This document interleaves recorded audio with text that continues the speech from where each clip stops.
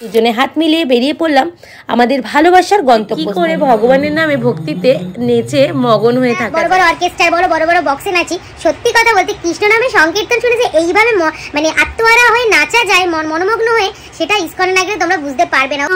এখানে রয়েছে আলুর বড়া, পটল ভাজা, কুমড়োর বড়া, বেগুনি।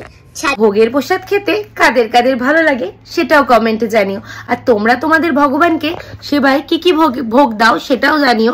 আর যদি নতুনত্ব কোনো রেসিপি থাকে তাও জানিও, আমরা ভগবানকে সেটা ভোগ দেওয়ার চেষ্টা করব। আর হ্যাঁ, পাণ্ডবা নির্জলা একাদশীর মাহাত্ম্যটা কিন্তু জানাতে কমেন্টে অবশ্যই ভুলো না। আজকের দিনটা ছিল পাণ্ডবা নির্জলা একাদশী, সাথে মা একাদশীও করেছে। দুপুরবেলার লাঞ্চ ঝটপট করে সেরে নিয়েছি। তোমাদের দাদাভাই হট করে ফোন এলো, বলল খাওয়া দাওয়া কি হয়ে গেছে? আমি বললাম কেন? ঝটপট রেডি খাওয়াও। আজকে না আমি তাড়াতাড়ি দোকান থেকে বাড়ি চলে এসেছি, যথা ইচ্ছা তথা কাজ। দুজনে হাত মিলিয়ে বেরিয়ে পড়লাম আমাদের ভালোবাসার গন্তব্যস্থলে। আমাদের সারাদিনের ক্লান্তি দূর করতে ওই যে একটাই জায়গা আছে। কি তোমরা জানতে চাও? আমাদের শান্তি তো এখানেই মেলে। তো চলো তোমাদেরকে দেখিয়ে দিচ্ছি। আরে হ্যাঁ, এই যে দেখতে পাচ্ছ, এই জায়গাটায় আসলে না যখন এই নাম সংকীর্তন হয় সত্যি মনটা না জাস্ট জুড়িয়ে যায়। এখানে এসে তোমরা অ্যাকচুয়ালি বুঝতে পারবে যে ভক্তি কিভাবে করা যায়। মানে কৃষ্ণ নামেও যে এত মগন হয়ে নাচা যায় সেটা হয়তো এখানে নাচলে কেউ বুঝতেই পারবে না। লোকের ডিজেতে কতক্ষণই বা নাচবে, তাই না বলো? একটা টাইম তো নাচতে নাচতে হাঁপিয়ে যাবে, তাই না? কিন্তু ইসকনে এসে তোমরা দেখতে পাবে যে নাচতে নাচতে কি করে না হাঁপানো যায়, ভগবানের নামে কি করে মানে বিলীন হয়ে কন্টিনিউয়াসলি নেচে যাওয়া যায়। এগুলো শুধু কৃষ্ণ ভক্তরাই বুঝিয়ে দিতে পারে। ইসকনে এসে তোমরা এই জিনিসটা ফিল করতে পারবে যে কি করে ভগবানের নামে ভক্তিতে নেচে মগন হয়ে থাকা যায়। তো এখানে এসে মনটা জাস্ট জুড়িয়ে যায়।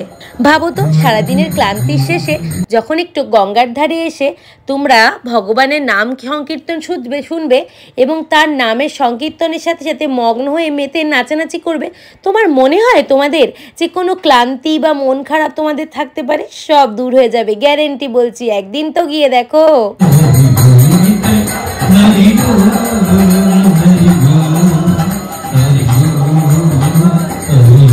আরে যদি বিশ্বাস না হয় আমার কথা শুনে একবার কানে হেডফোন দিয়ে এই কীর্তনটা তোমরা শুনেই দেখো। আর নয়তো এক কাজ করো, কোনো মায়াপুর ইস্কন বা পানিহাটি ইস্কন বা সামনে যদি কোনো ইস্কন মন্দির থাকে বা কোনো ভি মন্দির, সে মা কালী মন্দির হোক কি হোক, কোনো মন্দিরে গিয়ে একটু কীর্তন শুনেই দেখো, দেখবে দিলটা কেমন ধাক ধাক করে নাচতে ইচ্ছা করবে, তুমি বসে থাকতে পারবেই না। আমরা বড় বড় অর্কেস্ট্রার বড় বড় বক্সে নাচি। সত্যি কথা বলতে কৃষ্ণ নামে সংকীর্তন শুনে যে এইভাবে মানে আত্মহারা হয়ে নাচা যায় মনোমগ্ন হয়ে, সেটা ইসকনে না গেলে তোমরা বুঝতে পারবে না। ওখানে ছোট ছোট বাচ্চা থেকে বড় সবাই এত মগ্ন হয়ে ওই কীর্তনে নাচছিল। বড় বড় JBL বক্স চালিয়েও আমরা হয়তো বিয়ে বাড়িতে বলো বড় বড় ফাংশনে ডিজেতে ওরকম ভাবে নাচতে পারবো না। মানে আমরা ডিজেতে যদি নাচি কতক্ষণ নাচবো, মানে একটা তাও টাইম থাকবে, একটা টাইমে হাঁপাবো। ওইখানে যে প্রভুজিরা আছে না, তারা কীর্তনে কন্টিনিউয়াসলি নেচে চলে, কন্টিনিউয়াস, ছোট বাচ্চা থেকে বড়। মানে ডিজে চালিয়ে আমরা একটা টাইম নাচতে নাচতে তো রেস্ট নেবো, ওরা রেস্ট টুকুও নেয় না, কন্টিনিউয়াসলি কৃষ্ণ নামে নেচেই যায়। মানে একটা নামে যে এতটা প্রেম আছে সেটা ওদের না দেখে বোঝা যায় না। সত্যি কথা বলতে এই কৃষ্ণ নামে যে মানুষ এতটাও নাচতে পারে, কৃষ্ণ নামে এমন একটা পাওয়ার বলো, এমন একটা ম্যাজিক বলো, জাদু আছে যে তুমি বা তোমরা আপনারা, আমার স্বয়ং গুরুজন আছে তাই জন্য এইভাবেই বলছি, আপনারা যদি সেখানে প্রেজেন্ট থাকেন না, আপনাকে হাত অ্যান্ড পা দোলাতে বাধ্য হতেই হবে। এত এত এত দারুণ ওইখানে হচ্ছিল না শ্রবণ মেলাটা, মানে কি বলবো। কি আর আজকে হচ্ছে 19 তারিখ, আজকে হচ্ছে সংকীর্তন মেলা হবে, মানে কীর্তন হবে ওখানে। আর 20 তারিখ হচ্ছে যে দণ্ড মহোৎসবটা হবে, মানে দই চিড়ে, ওখানে ভোগও পেয়ে যাবেন আপনারা, দই চিড়ে দণ্ড মহোৎসব। তো চলো আজকে শেয়ার করব আমাদের লাড্ডু গপুকে কি ভোগ দেওয়া হচ্ছে। ঠিক আছে, টোটালটাই শেয়ার করব। যতটুকুনি আমার ঘরে আছে ততটুকুনি দেবো, বাজার করতে যাওয়ার সময় পাওয়া হয় না যদিও বা, কারণ মাম্মাম রয়েছে, ওকে রেখে বাজার করতে আবার সবজিওয়ালাও আসেনি। তো যেইটুখানি আমাদের ঘরে প্রেজেন্ট রয়েছে সেই দিয়েই আজকে ভগবানের ভোগের সেবা দেওয়া হবে। তারা যারা এখনো পানিহাটি ইসকন মন্দিরে ভিজিট করনি তারা একবার গিয়ে দেখো, তোমাদের মনে হবে না লাইক এক খণ্ড মায়াপুর ওখানে বসে আছে, পুরো সেম, মানে মনে হবে তোমরা মায়াপুরে বসে ভগবানের নাম শুনছো। মানে ভগবানের নাম শোনার জন্য যে মায়াপুর যেতে হবে তার কোনো মানে নেই, কিন্তু ওইখানে বসে তোমার এটাই ফিল হবে যে তোমরা মায়াপুর ইসকন টেম্পলে যে কীর্তনটা শোনো সেম ওটাই শুনছো। তো যাই হোক, একবার অন্তত তোমরা পারলে গিয়ে দেখো। আশা করি তোমরা নিরাশ হবে না। তোমাদের তো অনেকই ভগবানের স্থান দেখিয়েছি, একবার মহাপ্রভুর এই স্থানে, প্রভু স্থানে একবার গিয়ে দেখো, আশা করি তোমাদের ভালো লাগবে। এবং একটা ছুটির দিন আমরা পাই, সানডে হোক, কারোর যার যেই দিনে ছুটি, কেউ সানডে ছুটি পায়, কেউ উইকডেজে ছুটি পায়। তো তোমরা তোমাদের ছুটির দিনে কেউ তো নানান জায়গায় এক্সপ্লোর করে কাটিয়েছো, অনেক জায়গায় খেতে গেছো, রেস্টুরেন্টে অনেক রকম কিছু ঘুরতে গেছো, পার্ক কোনো একবার তোমার ভালোবাসার মানুষের সাথে একবার সন্ধেবেলা বা বিকাল 4টের পরে পানিহাটিতে ভিজিট করে দেখো, পানিহাটি ইস্কনে। আশা করি তোমাদের মন জুড়িয়ে যাবে। একবার ভাবো না যে পানিহাটি ইস্কনে গেছো, সুন্দর ফুরফুরে গঙ্গার হাওয়া চলছে, আর সেখানে মগ্ন হয়ে লোকে কৃষ্ণ নামে সংকীর্তন করে করে নাচছে। যেই নাচ এরকম নাচছে যে নর্মাল ভাবে হাঁপাচ্ছে না, ওরা পুরো নাচতেই রয়েছে, ঘেমে জলে ভিজে, সাথে হাওয়া দিচ্ছে, গঙ্গার পাড়ে বসে। অসাধারণ ফিলিং, মানে টাচ উড, মানে কি বলবো, ওই ফিলিংসটা না বলে বোঝানোর মতো না। এসি ফেল, তুমি তোমরা নাচতে নাচতে ঘাম তো অবশ্যই হবে, কিন্তু ওই ফিলিংসটা না একটা গঙ্গার ধারে বসে তোমাদের মন খারাপ হলে তোমরা কোথায় যাও? কোনো একটা গঙ্গার ধারে।